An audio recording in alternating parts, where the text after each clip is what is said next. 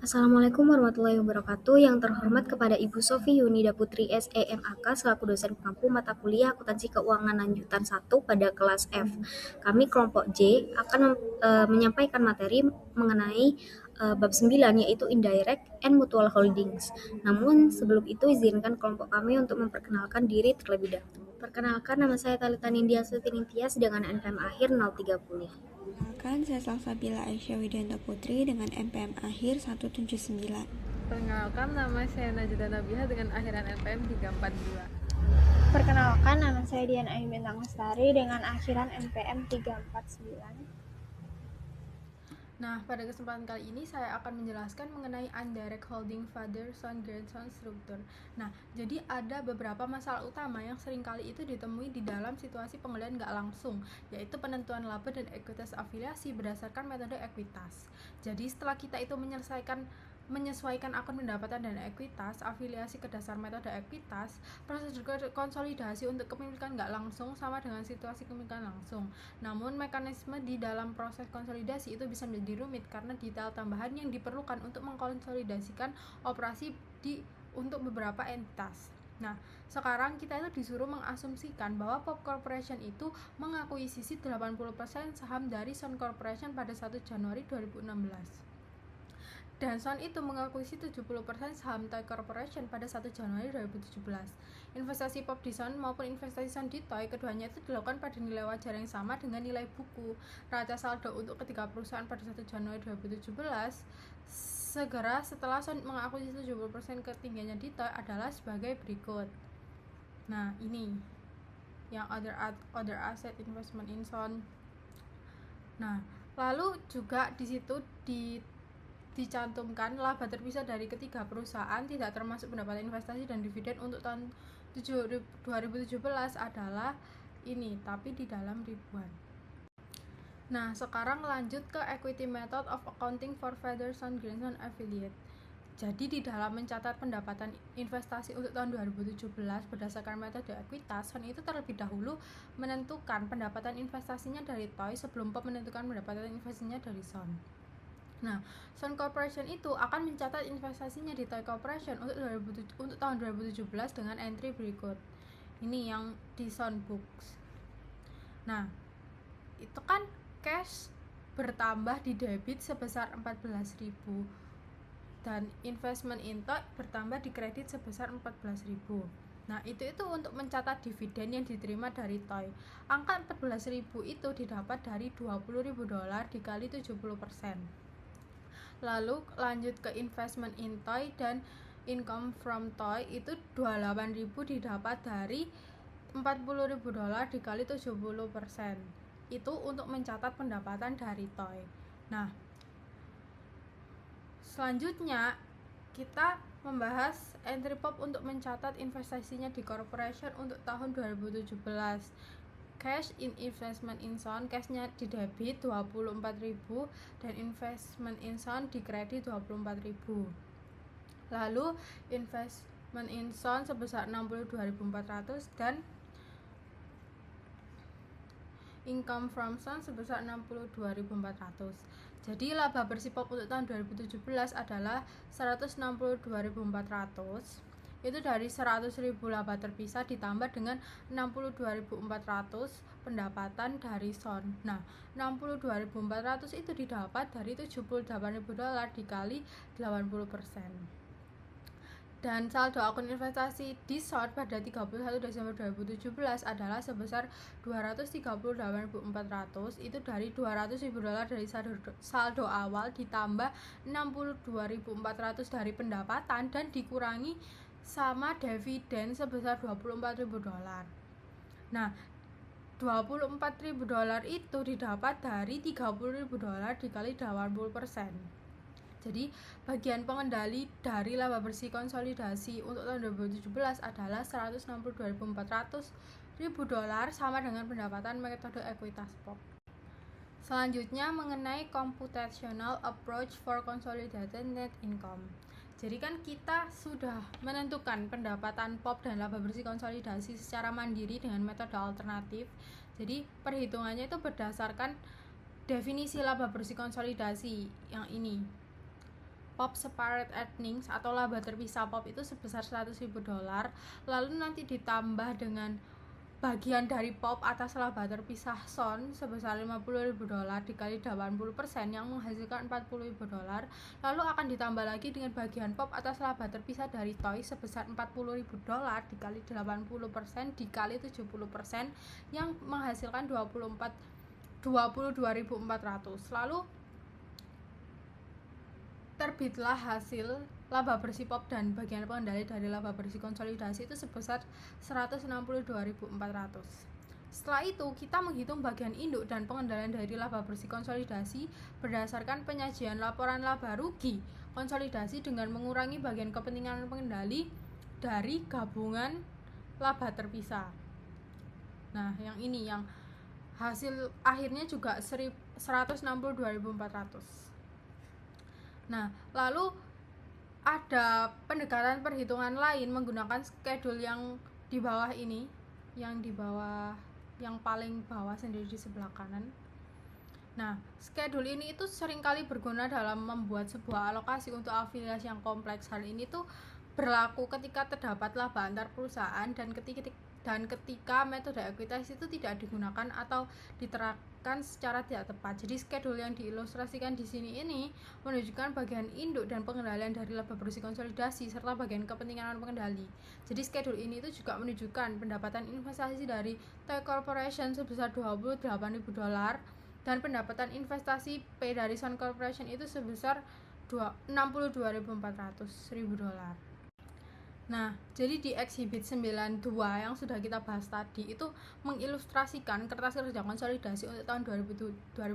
Jadi kertas kerjanya itu menunjukkan bahwa nggak ada prosedur konsolidasi baru yang diperkenalkan. Jadi entry kertas kerja konsolidasi A dan B itu akan mengeliminasi pendapatan investasi, dividen serta saldo investasi dan ekuitas untuk investment in Son di Toy. Jadi entry C dan D itu akan mengeliminasi pendapatan investasi, dividen serta saldo investasi dari ekuitas untuk investasi pop di Son, sedangkan entry E itu akan mencatat semua kepentingan non pengendali dalam laba dan dividen Toy dan Son. Nah, kepentingan non pengendali awal Toy kan sebesar $45.000 adalah sekadar 30% presentasi kepentingan pengendali langsung dikalikan dengan ekuitas Toy sebesar $150.000 pada awal tahun 2017. Lalu, bagian kepentingan non pengendali atas Toy adalah 30% dari laba yang dilaporkan Toy sebesar $40.000. Demikian pula, kepentingan non pengendali awal di Son itu sebesar $50.000 adalah 20% dari ekuitas Son sebesar $250.000 pada 1 Januari 2017 dan bagian kepentingan non pengendali atas Son itu sebesar $15.600 adalah 20% dari laba bersih yang dilaporkan Son. Nah, bagian pengendali dari laba bersih dan laba ditahan konsolidasi masing-masing itu sebesar $162.400 dan $202.400 adalah sama dengan laba bersih dan laba ditahan pop. Selanjutnya, consolidation work paper equity method.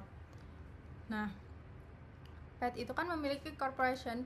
PET Corporation ini memiliki kepentingan 70% di Cell Corporation dan 60% di Thai Corporation. Selain itu, Cell Corporation itu memiliki kepentingan 20% di Thai. Jadi kita itu menggambarkan struktur afiliasi PET Corporation dan anak perusahaan sebagai berikut. Itu yang 3 ini. 70%, 60%, dan 20%. Nah, lalu yang di sebelah kanan atas itu ada tabel yang merangkum data yang relevan dengan investasi PET dan SAL. Jadi selama tahun 2018, PET, SAL, dan Thai itu memperoleh laba dari operasinya masing-masing sebesar $70.000, $35.000, dan $20.000 serta mengumumkan dividen masing-masing sebesar $40.000, $20.000, dan $10.000. Jadi laba terpisah PET itu sebesar $70.000 mencapai keuntungan yang belum direalisasi sebesar $10.000 dari penjual tanah ke SAL selama tahun 2018. Laba terpisah dari SAL itu sebesar $35.000 yang mencakup laba yang belum direalisasi sebesar $5.000 atas barang persediaan yang dijual ke PET seharga $15.000 selama tahun 2018 yang masih terdapat dalam persediaan PET pada 31 Desember 2018. Nah, schedule yang menghitung bagian kepentingan pengendali dan kepentingan non pengendali dari laba bersih konsolidasi untuk afiliasi PET SAL ini, PET SAL Thai ini tahun 2018 ditunjukkan dalam tampilan tabel di sebelah kanan bawah. Oke, selanjutnya mengenai equity method of accounting for connection affiliate. Jadi sebelum mengalokasikan laba terpisah SAL dan TAI ke PET, kita itu harus mengeliminasi setiap laba yang belum direalisasi yang termasuk dalam laba. Jadi di exhibit 393 itu menunjukkan alokasi laba TAI sebesar 20% ke SAL dan 60% ke PET. Jadi alokasi ini tuh harus mendahului alokasi laba SAL ke PET karena laba SAL itu mencakup $4.000 pendapatan investasi dari TAI. Jadi dalam mencatat investasinya di TAI untuk tahun 2018, SAL itu membuat entry seperti ini, yang di bawah ini. Nah, akun investasi TAI milik SAL pada 31 Desember 2018 itu memiliki saldo sebesar 40.400, saldo 38.400 pada 31 Desember 2017, lalu ditambah 4.000 dari pendapatan investasi dikurangi 2.000 dari dividen. Kita tidak mengurangi pendapatan SAL dan TAI sebesar 5.000 dari laba yang belum direalisasi atas barang persediaan yang dijual ke PET karena TAI itu bukan pihak dalam penjualan antar perusahaan tersebut. Jadi laba bersisa sebesar $39.000 itu mencakup 50.000 dari laba yang belum direalisasi yang kita eliminasi saat mengalokasikan laba yang tadi direalisasi SAL ke PET dan memegang saham dan pengendali SAL. Jadi PET itu akan membuat entry untuk mencatat investasinya selama tahun 2018 yang ada di sebelah kanan atas. Nah, setelah itu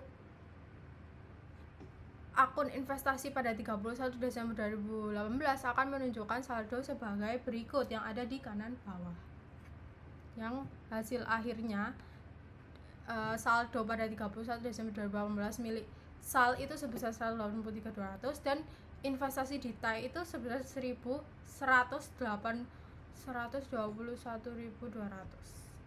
Saya akan menjelaskan mengenai mutual holding dalam konsolidasi laporan keuangan.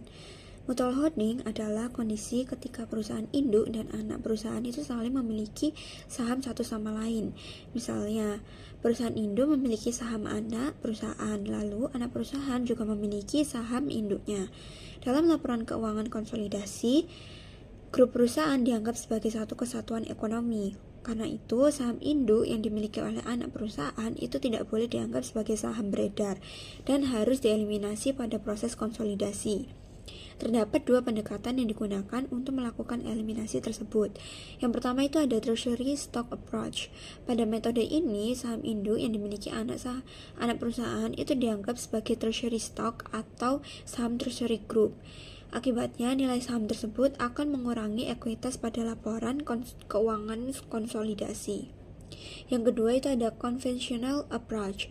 Pada metode ini, investasi anak perusahaan pada induk perusahaan itu dicatat menggunakan metode ekuitas dan dieliminasi seperti investasi biasa dalam proses konsolidasi. Kedua metode ini itu sama-sama diperbolehkan dalam akuntansi, tetapi hasil laporan keuangan konsolidasi yang dihasilkan itu bisa berbeda, terutama pada saldo laba konsolidasi dan non-controlling interest. Jadi intinya dari mutual holding adalah bahwa kepemilikan saham silang antara induk dan anak perusahaan itu harus dieliminasi agar laporan konsolidasi itu menunjukkan kondisi grup sebagai satu entitas ekonomi. Pada slide ini itu dijelaskan ilustrasi mutual holding yang menggunakan treasury stock approach. PAM Corporation itu mengakuisisi 90% saham Sun Corporation pada tanggal 1 Januari 2016 sebesar $540.000. Pada saat itu, modal saham Sun sebesar $400.000 dan likuiditasnya itu sebesar $200.000. Beberapa hari kemudian, Sun itu juga membeli 10% saham PAM sebesar $140.000. Kondisi ini itu disebut mutual holding karena induk dan anak perusahaan itu saling memiliki saham. Tabel di sebelah kanan itu menunjukkan trial balance PAM dan Sun sebelum pencatatan pendapatan investasi pada akhir tahun 2016. Dari data tersebut diketahui bahwa laba Sun tahun 2016 itu sebesar $60.000 yang berasal dari penjualan $160.000 dikurangi dengan beban $100.000. Karena PAM memiliki 90% saham Sun, maka bagian laba PAM adalah sebesar $54.000. Selanjutnya itu menjelaskan proses konsolidasi pada tahun akuisisi menggunakan treasury stock approach. Dalam metode ini, investasi Sun pada saham PAM tidak dianggap sebagai investasi biasa, melainkan direklasifikasi sebagai treasury stock atau saham treasury perusahaan grup.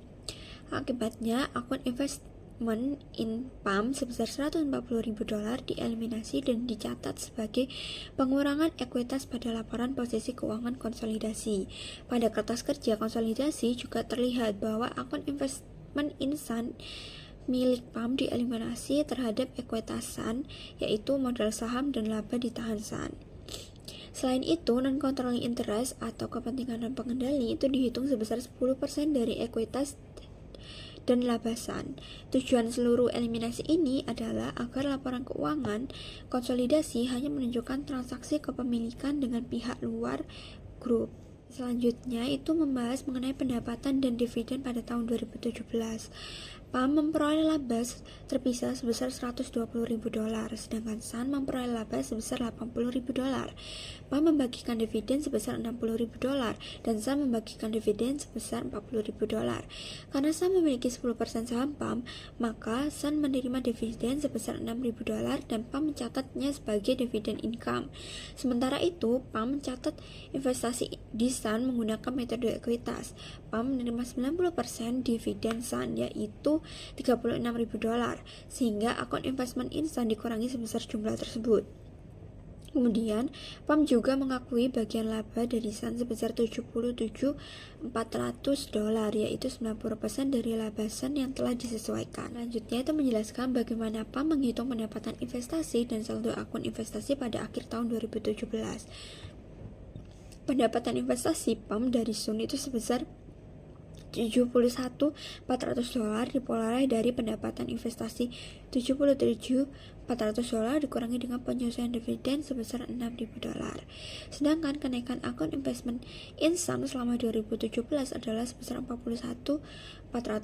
Saldo akhir akun investment in SUN dihitung dari saldo awal tahun 2016 sebesar $594.000 ditambah bagian laba SUN sebesar $77.400 lalu dikurangi dengan dividen sebesar $36.000.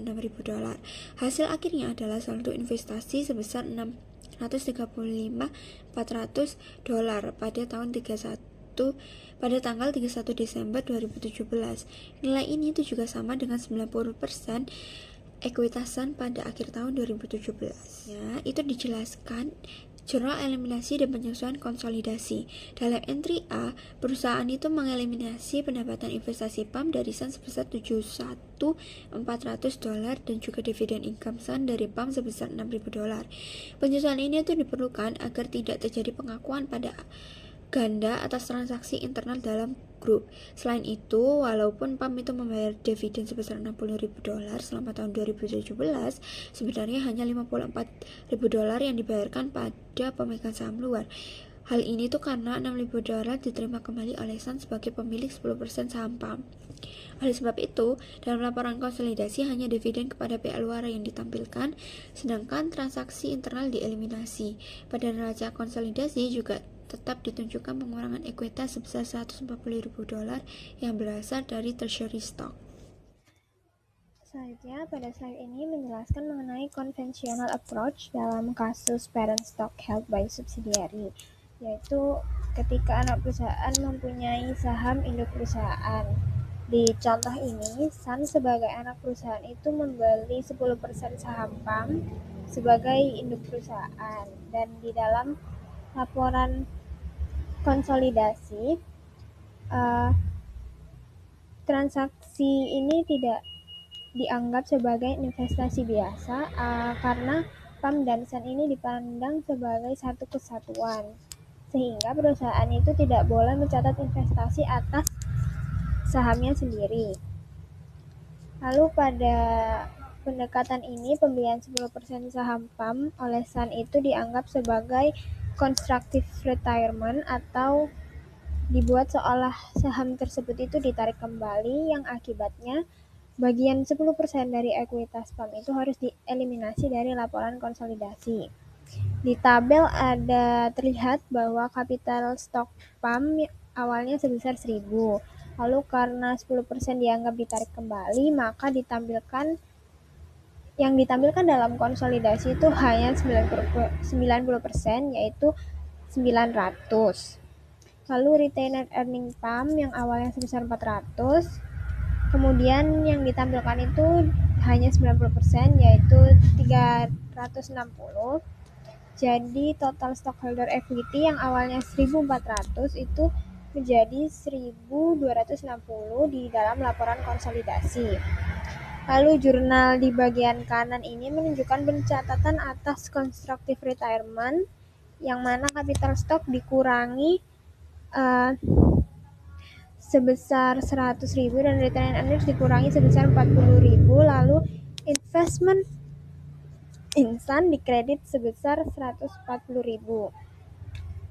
Lalu di sini menjelaskan mengenai allocation of mutual income atau alokasi pendapatan yang saling berkaitan antara induk dan anak perusahaan. Di dalam metode ini pendapatan konvensional itu metode konvensional pendapatan PAM dan SAN ini tidak bisa langsung dihitung secara terpisah karena ada kepemilikan silang, yang mana PAM itu mempunyai 90% saham SAN dan SAN memiliki 10% saham PAM. Jadi karena itu pendapatan PAM ini dipengaruhi oleh pendapatan SAN dan sebaliknya pendapatan SAN juga dipengaruhi oleh pendapatan PAM. Jadi untuk menyelesaikan masalah itu menggunakan bersamaan simultan. Di dalam slide ini huruf P itu menunjukkan income PAM secara konsolidasi, sedangkan huruf S itu menunjukkan income SAN secara konsolidasi. Untuk persamaannya adalah P sama dengan 100.000 ditambah 90% S, yang artinya pendapatan PAM ini terdiri dari pendapatan PAM sendiri sebesar 100.000 ditambah 90% dari pendapatan SAN. Lalu ada S, yaitu sebesar 60.000 ditambah 10% P, yang artinya pendapatan SAN ini terdiri dari pendapatan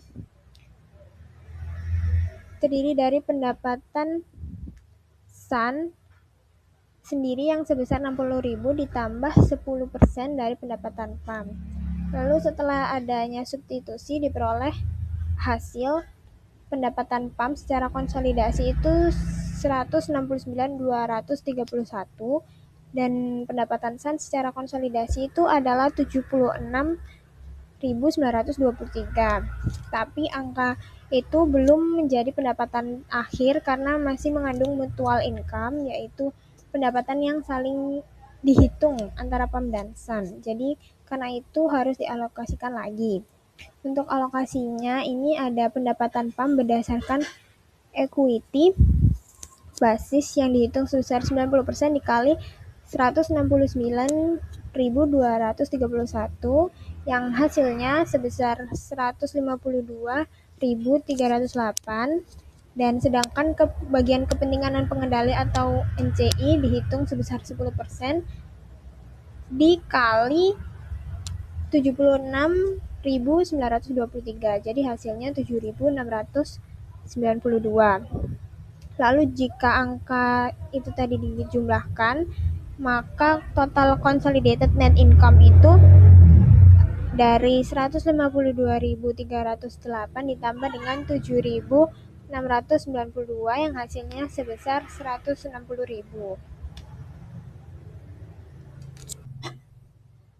Lalu selanjutnya di sini ada accounting for mutual income under the equity method. Jadi di sini fokusnya itu bagaimana PAM mencatat pendapatan investasi dari SAN dengan menggunakan metode ekuitas.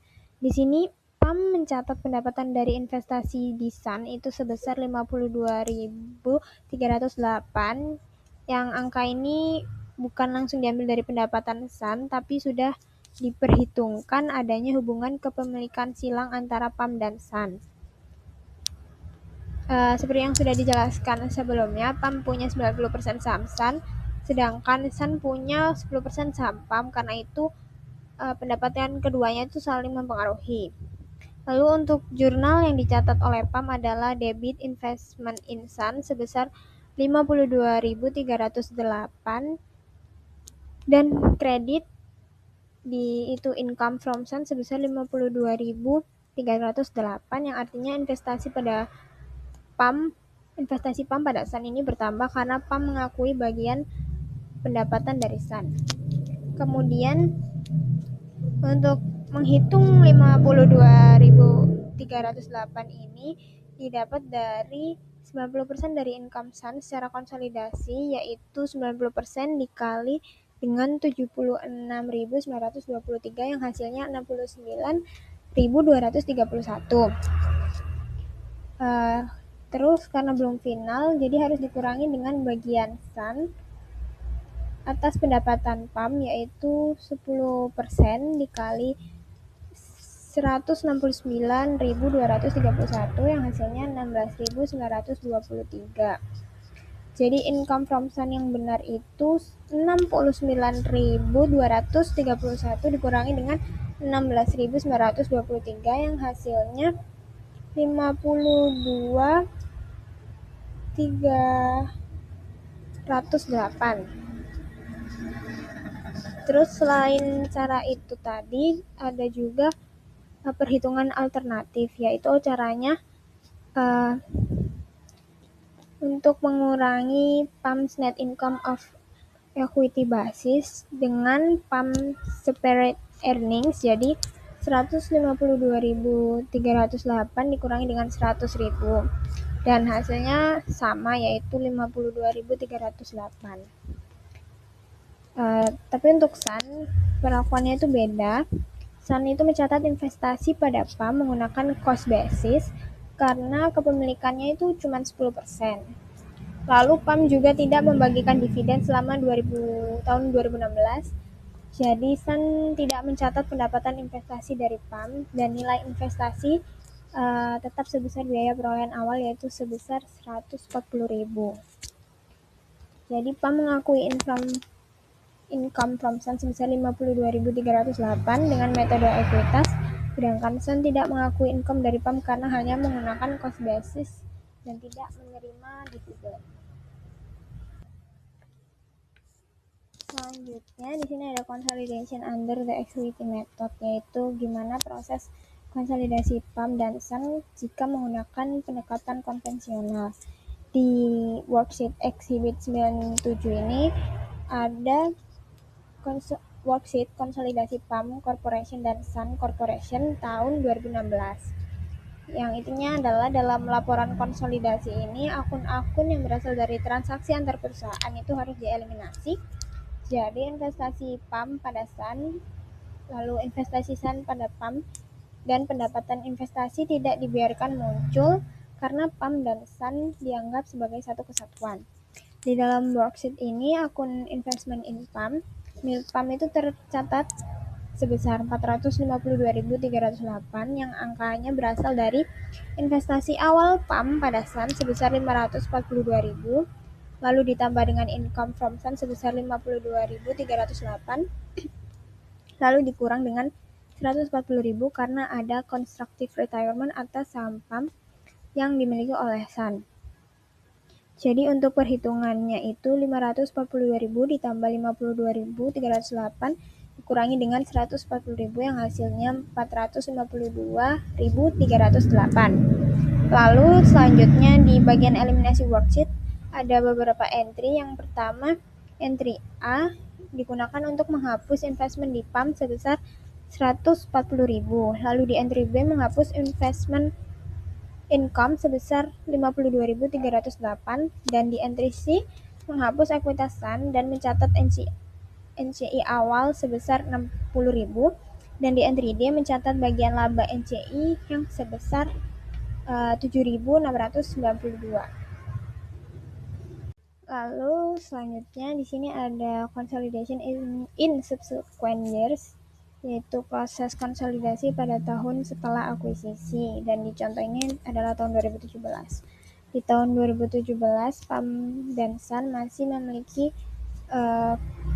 hubungan kepemilikan silang. PAM punya 90% saham Sun, sedangkan Sun punya 10% saham PAM. Karena ada kepemilikan silang, pendapatan PAM dan Sun tidak bisa dihitung secara biasa karena pendapatan keduanya itu saling mempengaruhi. Di data awalnya ini bisa dilihat di tabel, yaitu separate earnings PAM itu sebesar 120.000 dan separate earning Sun sebesar 80.000. Selain itu, PAM juga bagi dividen sebesar 60.000, sedangkan Sun membagi dividen sebesar 40.000. Lalu untuk mengurangi pendapatan dari masing perusahaan menggunakan persamaan simultan, yaitu persamaannya adalah P sama dengan 120.000 ditambah 0,9 S, karena PAM mempunyai 90% saham Sun. Lalu untuk S itu ada sama dengan 80.000 ditambah 0,1 P, karena Sun punya 10% saham PAM. Lalu setelah dihitung dengan substitusi, memperoleh pendapatan PAM sebesar 210.989 dan pendapatan Sun sebesar 101.099 rupiah. Dan di angka ini belum jadi hasil akhir karena masih mengandung mutual income, yaitu pendapatan yang saling dihitung antar PAM dan Sun. Jadi hasilnya harus dialokasi, yaitu bagian PAM atau controlling share dihitung sebesar 90% dikali dengan 210.989, jadi hasilnya ada 189.890. Lalu di bagian non controlling interest sebesar 10% dikali dengan 101.099 rupiah, sehingga hasilnya ada 10.110. Lalu jika dijumlah hasilnya adalah 200.000 sesuai dengan total separate earning PAM dan Sun.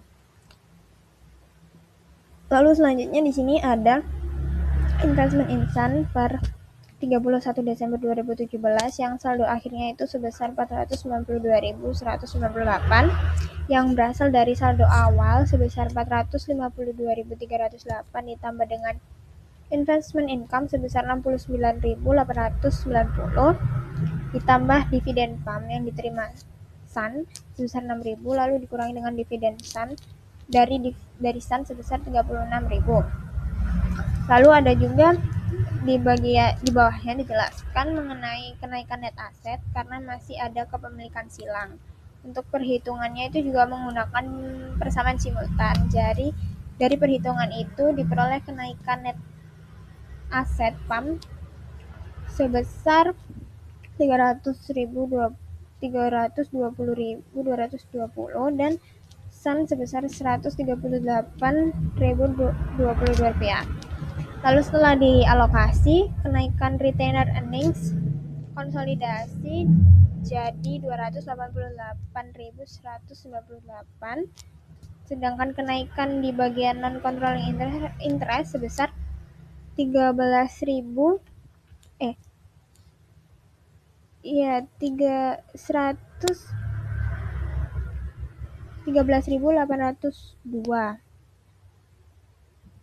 Jadi retainer earning konsolidasi di tahun 2017 jadi 648.198, yaitu dari 360 ditambah 288.198, dan sedangkan untuk non controlling interest di tahun 2017 hasilnya 73.802 yang dari 60.000 ditambah dengan 300.802. Baik, materi yang selanjutnya yaitu mengenai subsidiary stock mutually held. Jadi kalau sebelumnya kita membahas parent stock yang dipegang oleh subsidiary, sekarang kasusnya itu berbeda. Yang terjadi adalah antara subsidiary itu saling memegang saham satu sama lain. Nah, bisa dilihat di situ terdapat diagram. Nah, di situ ada 3 entitas yaitu PAL, SET, dan TON. Nah, PAL ini sebagai induk yang memegang 80% saham milik SET. Nah, SET ke bawah itu memegang 70% saham milik TON. Dan disinilah mutual holdingnya itu. TON balik memegang 10% saham milik SET. Jadi, SET dan TON itu saling memiliki saham satu sama lain, sehingga hal tersebut itu dinamakan mutually held. Nah, Sekarang kita lihat kronologi akuisisinya. Yang pertama, pada tanggal 2 Januari 2016, PAL itu membeli 80% saham SET seharga 260.000 dan pada saat itu ekuitas SET sebesar 300.000 sehingga ada implied goodwill 25.000. Kemudian yang kedua, pada tanggal 3 Januari 2017, SET membeli 70% saham TON seharga 112.000. Ekuitas TON saat itu 150.000 yang menghasilkan implied goodwill 10.000. Kemudian yang ketiga, ini menciptakan mutual holding. Pada tanggal 31 Desember 2017, TON membeli 10% saham SET seharga 40.000. Ekuitas SET saat itu tepat 400.000 sehingga harga beli sama persis dengan nilai bukunya sehingga tidak ada goodwill. Nah, dari ketiga transaksi tersebut terbentuklah hubungan saling kepemilikan antara SET dan TON. Lalu sebelum kita masuk ke perhitungan tahun mutual, kita catat dulu saldo investment per 31 Desember 2017. Kalau PAL's investment in SET itu sebesar 340.000, kemudian SET's investment in TON itu sebesar 133.000, dan TON's investment in SET itu sebesar 40.000. Dan hal tersebut dicatat dengan cost method karena kepemilikannya hanya 10%. Selanjutnya, accounting for mutually held subsidiaries. Ya, kita masuk ke tahun 2018, yaitu tahun pertama di mana hubungan mutual holding itu sudah aktif sepenuhnya. Nah, data operasi tahun 2018, PAL itu memiliki laba terpisah sebesar 112.000, SET itu sebesar 51.000, dan TON sebesar 40.000. Nah, total laba terpisah ketiganya itu adalah 203.000. Dividen yang dideklarasikan masing-masing itu 50.000, 30.000, dan 20.000. Nah, karena SET dan TON ini saling memiliki saham, pendapatan mereka ini saling bergantung. Artinya, laba SET ini mempengaruhi laba TON, dan sebaliknya. Maka kita tidak bisa menghitung secara langsung, kita harus memakai persamaan simultan.